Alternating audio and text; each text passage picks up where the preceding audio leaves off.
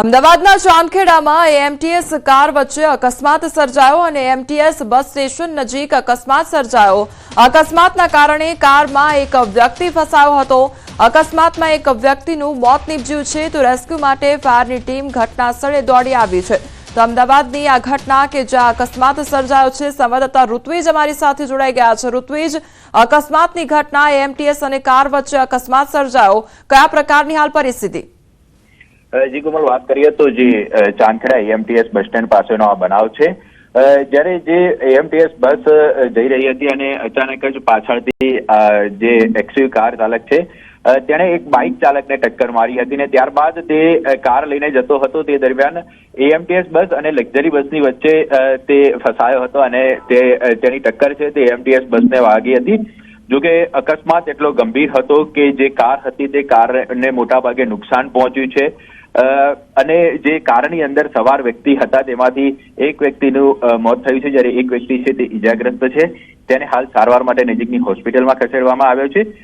જે વ્યક્તિ કારમાં ફસાયા હતા તેને બહાર કાઢવા માટે અમદાવાદ ફાયર બ્રિગેડની 5 ટીમો છે તે ઘટના સ્થળ પર પહોંચી હતી અને 5 ટીમો દ્વારા આ કામગીરી કરવામાં આવી હતી।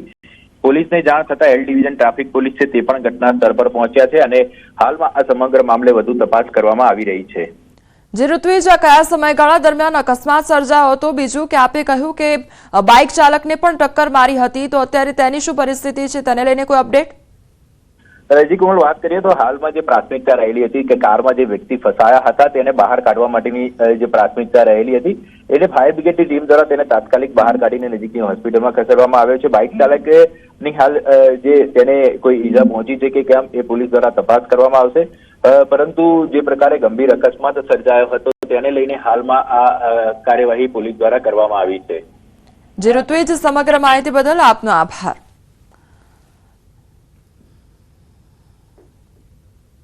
રાજકોટમાં મારામારીનો વિડીયો વાયરલ થયો છે। વિદ્યાર્થીઓ વચ્ચે મારામારી થઈ, લાકડી અને ધોકાથી મારામારીનો વિડીયો વાયરલ થયો છે। મારામારીનો વિડીયો મારવાડી કોલેજ પાસેનો હોવાનું સામે આવ્યું છે। વિડીયોમાં મારવાડી કોલેજના વિદ્યાર્થીઓ મારામારી કરી રહ્યા હોવાનું સામે આવ્યું છે। તો વિદ્યાર્થીઓ વચ્ચે મારામારી થઈ અને તે અંગેનો વિડીયો વાયરલ થયો છે। લાકડી ધોકા વડે મારામારી કરવામાં આવી છે અને જાહેરમાં મારામારી કરતો આ વિડીયો સામે આવ્યો છે। લાકડી ધોકાથી એકબીજાને મારવામાં આવી રહ્યો છે।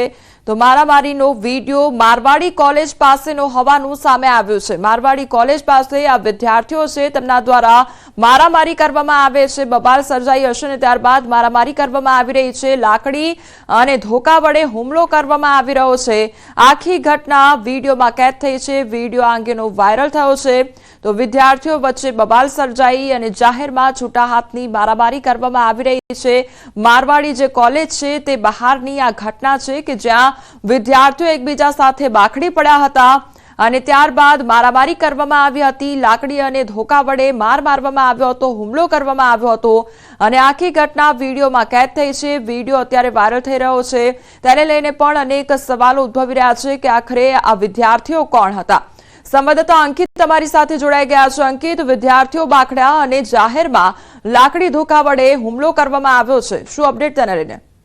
ચોક્કસ કોમલ, ખાસ કરીને વાત કરવામાં આવે તો જે વિડીયો ખાસ કરીને હાલ અત્યારે વાયરલ થયો છે તે રાજકોટ મોરબી હાઈવે ઉપર આવેલી જે મારવાડી યુનિવર્સિટી છે તેનાથી જે બહાર જે રોડ છે રાજકોટ મોરબી હાઈવે ઉપર ત્યાંનો હોવાનું છે તે સામે આવ્યું છે।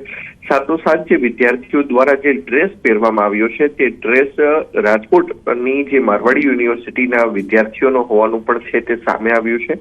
ત્યારે વાયરલ વિડીયો મામલે હાલ અત્યારે કુવાડવા રોડ પોલીસ દ્વારા હાલ તપાસ છે તે શરૂ કરવામાં આવી છે। હજુ સુધી કોઈ સત્તાવાર રીતે ફરિયાદ નોંધાવા નથી પામી। કયા કારણોસર વિદ્યાર્થીઓ વચ્ચે માથાકૂટ થઈ હતી, પરંતુ કોલેજના વિદ્યાર્થીઓ સરેઆમ આ રીતે જાહેરમાં બાખડતા હોય, જાણે કે પોલીસનો ડર જ ન હોય તે પ્રમાણે લાકડી છે અને ધોકાનો ઉપયોગ કરતા હોય, તેને લઈને પણ હાલ અત્યારે અનેક સવાલો છે જે હાલ અત્યારે કોમલ ઉભા થઈ રહ્યા છે। જી અંકિત, સમગ્ર માહિતી બદલ આપનો આભાર। સુરતમાં પ્રમોશન માટે ટ્રાફિક જામ કર્યો। મોબાઈલની દુકાનના પ્રમોશન માટે ટ્રાફિક જામ કરવામાં આવ્યો। સોશિયલ મીડિયા માટે લોકોના જીવ જોખમમાં મૂકવામાં આવ્યા। વરાછા વિસ્તારમાં દુકાન માલિકે નિયમો નેવે મૂક્યા હતા। વરાછા વિસ્તારની મોબાઈલની દુકાનના પ્રમોશન માટે ટ્રાફિક જામ કર્યો। ફોલોઅર્સ વધારવા જાહેર રસ્તા પર સ્ટન્ટ કર્યા। લોકોને ચાલુ જીપમાં મોબાઈલની દુકાન ધરાવતા વ્યક્તિએ ગિફ્ટ આપી છે। તો સુરતના વરાછા વિસ્તારની આ ઘટના કે જ્યાં ટ્રાફિક જામના દ્રશ્યો સર્જાયા છે। સંવાદદાતા કીર્તેશ અમારી સાથે જોડાઈ ગયા છે। કીર્તેશ, પ્રમોશનના નામે ટ્રાફિક જામ કરી દેવામાં આવ્યો છે। આખરે કયા પ્રકારની પરિસ્થિતિ સર્જાઈ હતી? શું પ્રમોશન કરવામાં આવ્યું હતું?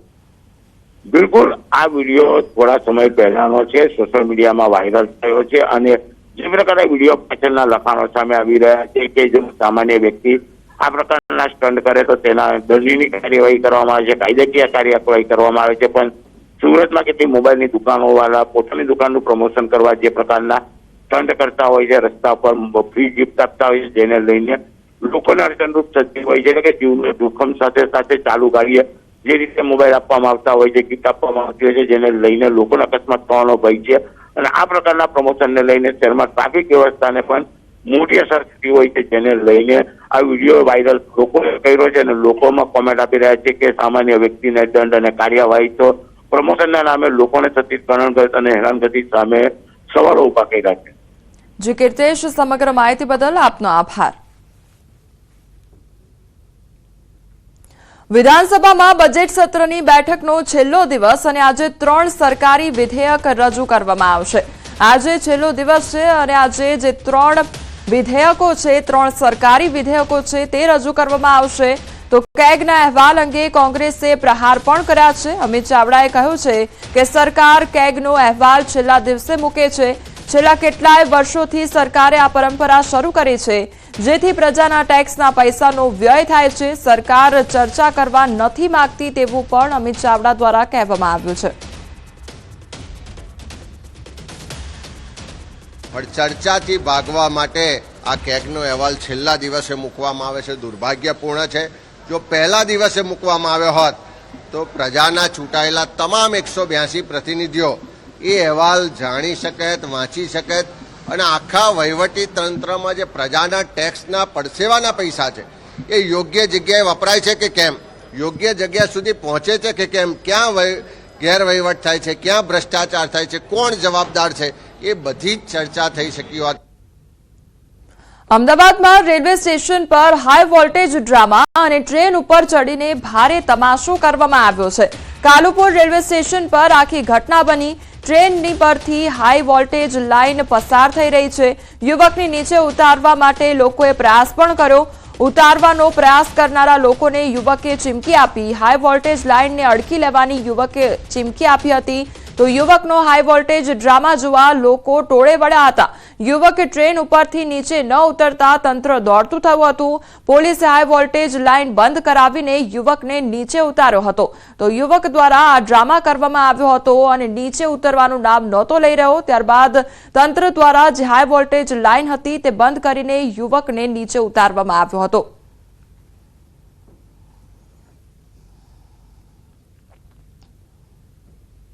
રાજકોટના શાપર વેરાવળમાં બાઇક ચાલકે પોતાના જ બાઇકમાં તોડફોડ કરી શાપર રોડ પર બાઇક ચાલકે પોતાના જ બાઇક પર પથરા માર્યા હતા। તો જાહેરમાં પથ્થર વડે ગાડીમાં તોડફોડ કરતા શખ્સનો વિડીયો પણ વાયરલ થયો છે। તો યુવક દ્વારા પોતાની જ બાઇક પર તોડફોડ કરવામાં આવી હતી અને તે અંગેનો વિડીયો પણ વાયરલ થયો છે। પોતાની જ બાઇકને પથ્થર મારવામાં આવ્યા હતા અને તોડફોડ કરવામાં આવી હતી અને આખી ઘટના વિડીયોમાં કેદ થઈ છે। રાજકોટના જેતપુર પંથકમાં પોલીસની કાર્યવાહી હાથ ધરવામાં આવી છે। અસામાજિક તત્વો સામે પોલીસ એક્શન મોડમાં આવી ગઈ છે। જેતપુરના પેઠલા ગામે બુટલેગરો સામે તવાઈ બોલાવવામાં આવી છે। બુટલેગરના ઘર પર તંત્રનું બુલડોઝર ફર્યું છે। ઉદ્યોગનગર પોલીસ દ્વારા અસામાજિક તત્વો સામે કામગીરી હાથ ધરવામાં આવી। 800 વાર જગ્યા પર બુલડોઝર ચાલ્યું છે। જેતપુરના પેઠલા ગામે લગધીર માવલિયા ગુનાહિત પ્રવૃત્તિમાં સંડોવાયેલો હતો। આ ઉપરાંત 17 થી વધુ અલગ અલગ ગુનામાં સંડોવાયેલા અસામાજિક તત્વોનું ગેરકાયદેસર દબાણ દૂર કરવામાં આવ્યું। જેતપુરના પેઢલા ગામના ગૌચરની જગ્યા પર રહેવા માટે મકાન બનાવવામાં આવ્યું હતું।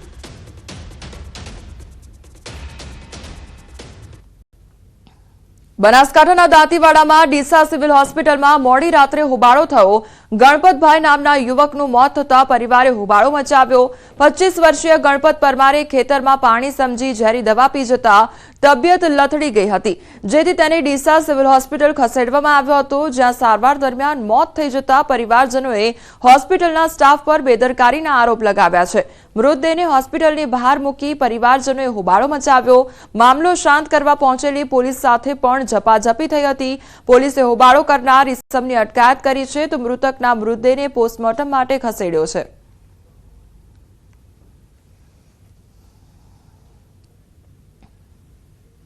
રાજકોટમાં હિટ એન્ડ રનમાં યુવકનું મોત નીપજ્યું છે. જેતપુર નેશનલ હાઈવે પર અકસ્માત સર્જાયો છે. અજાણ્યો વાહન ચાલક અકસ્માત સર્જી ફરાર થયો છે. સર્વિસ રોડ પર અકસ્માતમાં યુવકનું મોત નીપજ્યું છે. જેતપુર શહેરના ઘેટાવાળા પ્લોટમાં રહેતા યુવકનું મોત થયું. યુવકના મૃતદેહને પોસ્ટમોર્ટમ અર્થે સરકારી હોસ્પિટલ ખાતે ખસેડવામાં આવ્યો છે. જેતપુર ઉદ્યોગનગર પોલીસે તપાસ હાથ ધરી છે. બારડોલી વ્યારા નેશનલ હાઈવે પર અકસ્માત સર્જાયો. તો બારડોલીથી વ્યારા જતી બે ટ્રક વચ્ચે અકસ્માત સર્જાયો. આગળ ચાલતી ટ્રક પાછળ બીજી ટ્રક ધડાકાભેર અથડાઈ હતી. બંને ટ્રક રેતીના કાર્ટિંગમાં હેરાફેરી કરતા હતા. અકસ્માતની ઘટનાની જાણ થતાં બારડોલી ફાયર અને બારડોલી રૂરલ પોલીસ ઘટનાસ્થળે પહોંચી આવી હતી. બારડોલી ફાયર દ્વારા રેસ્ક્યુ કામગીરી હાથ ધરવામાં આવી હતી. અકસ્માતની જાણ થતાં લોકોના ટોળા એકત્રિત થઈ ગયા હતા.